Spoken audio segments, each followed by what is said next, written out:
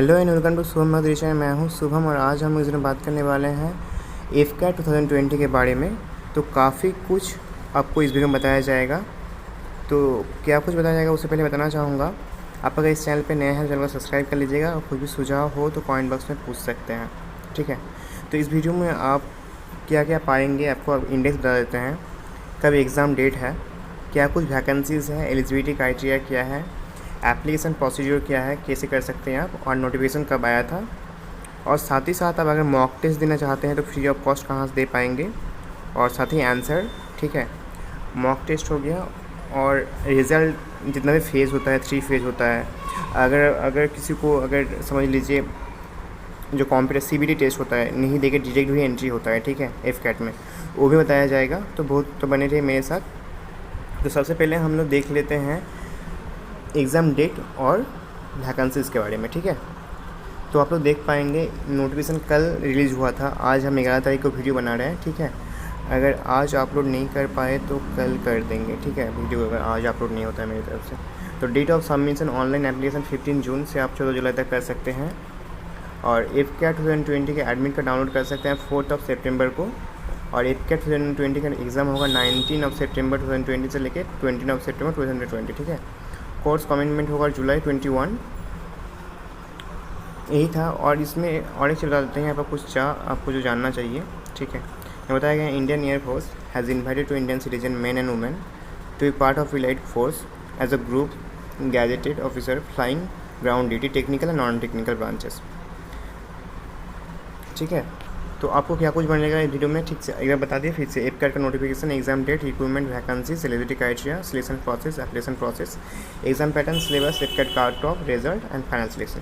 तो हम लोग सबसे पहले देते हैं एलिजिबिलिटी क्राइटेरिया क्या है, उसके बाद देखिए। एलिजिबिलिटी क्राइटेरिया में सबसे पहले आता है UPSC NDA NA जो एग्ज़ाम में होता है उसी के एज़ फॉलोज़ है, उसी के हिसाब से, ठीक है। एज लिमिट होना है 1 जुलाई 2020 के हिसाब से आपका जो भी होना है। तो यहाँ पर बताया गया है 20 से 24 साल होना चाहिए फ्लाइंग ब्रांच के लिए। और आपका जो जन्म अगर 1 जुलाई को है तो आप नहीं कर पाइएगा, और आपका 2 जुलाई 2001 में है तो आप नहीं कर पाइएगा, ठीक है। अपर एज लिमिट रिलैक्सेशन यहाँ पर दिया गया है। Upper age limit candidate holding the valid and current commercial pilot licence issued by DGCA India in relaxation up to 26 years is born between 2 July 1995 on July 2020, ठीक है।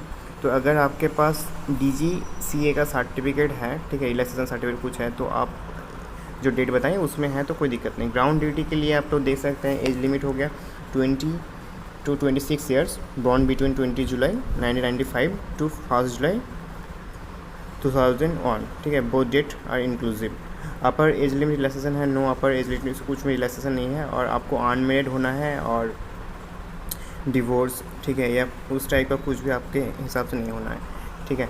तो यहाँ से आप लोग देख लीजिए रिक्रूटमेंट वैकेंसीज किस में कितना है। फ्लाइंग में यहाँ पर बताया जाए 74, कोर्स नंबर यहाँ पर दिया हुआ है। इसको जो है आप इसको इतना इंपॉर्टेंट पार्ट नहीं है, इसको आप लोग देख सकते हैं, इसको स्नैपशॉट ले लीजिएगा, ठीक है। इसका भी ले लीजिएगा, यहाँ से भी आप लोग ले सकते हैं। तो वीडियो ज़्यादा लंबा हो जाएगा इसीलिए नहीं बताएंगे आपको।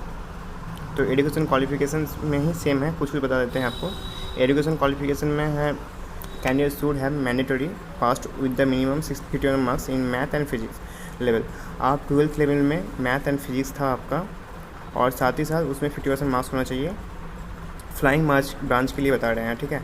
और graduations with minimum 3 years degree course in any discipline from recognised university with minimum 60% marks पर इक्विवेलेंट। और साथ ही साथ आपका 60% मार्क्स होना चाहिए 3 इयर्स डिग्री कोर्स में।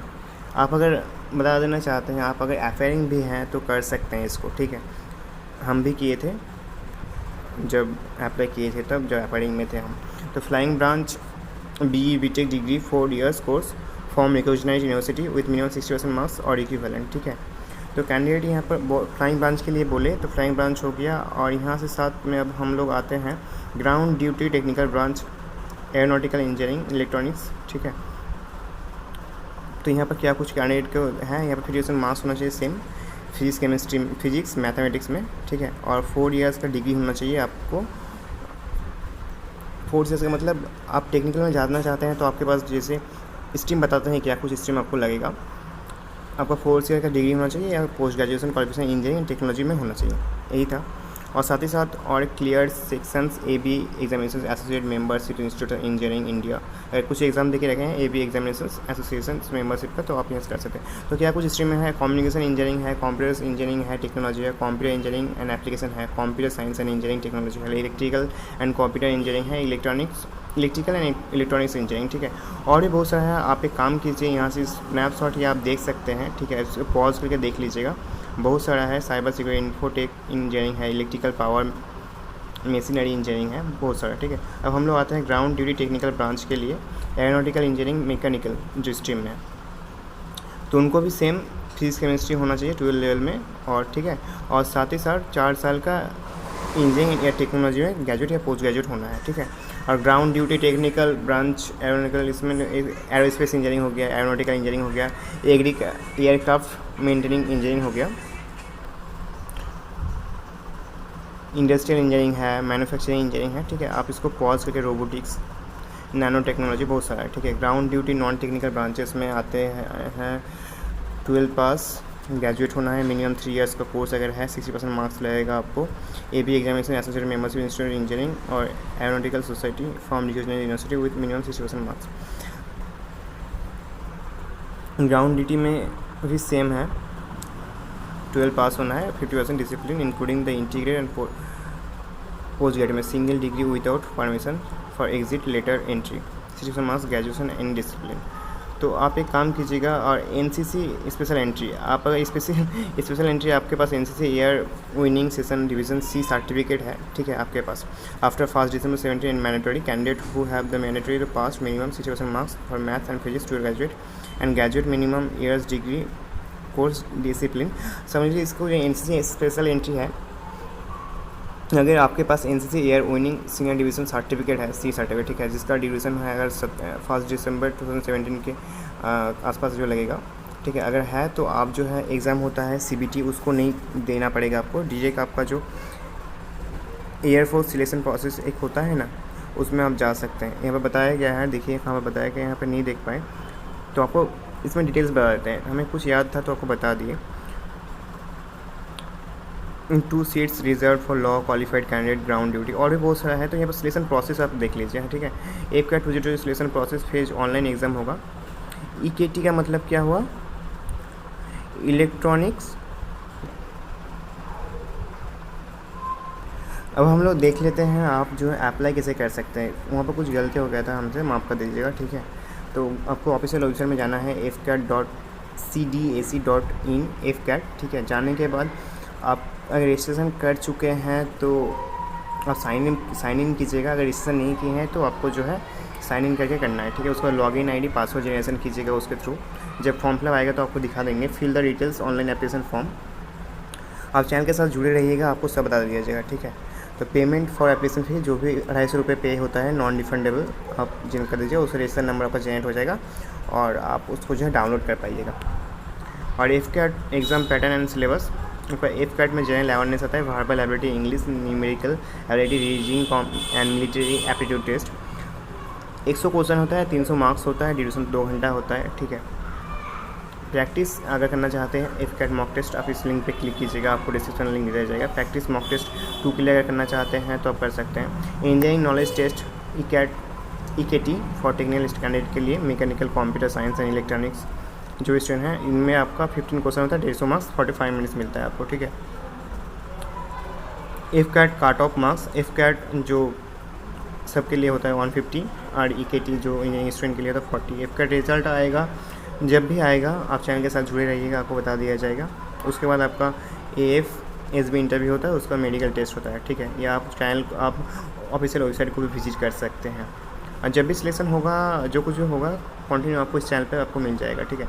FCAT फाइनल सिलेक्शन होता है, आप सब कुछ क्लियर कर लिए, ठीक है, तो आपको जो है आप उसमें जा सकते हैं इंडियन एयरफोर्स में, ठीक है। Candidate have applied NCC special entry and metrology branch will be directly called, जो आपको बताएं AFSB testing on the AFSB centres, the AFSB centres Dehradun.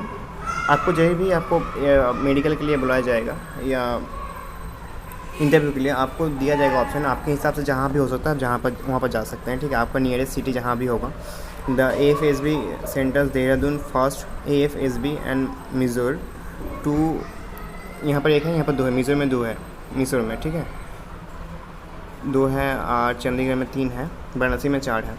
Candidate open the flying branch can only open Dehradun. Flying branch में अगर है तो आपको Dehradun, मिजोर and Varanasi जाना है, और दूसरे ब्रांच में आप 4 जगह जा सकते हैं। तो यहीं पर आपको उम्मीद करता हूँ मेरे द्वारा जो कुछ बताया गया आपको सब कुछ समझ पाए होंगे। इसके बाद भी कुछ डाउट होता है तो एक काम कीजिएगा, कमेंट बॉक्स में पूछ सकते हैं। मेरे हिसाब से जो भी हुआ आपको बता दिए, ठीक है। तो इसी के साथ वीडियो समाप्त करते हैं। जो भी बताया गया मेरे तरफ से सब कुछ समझ पाए होंगे। Thank you so much for watching. Have a great day.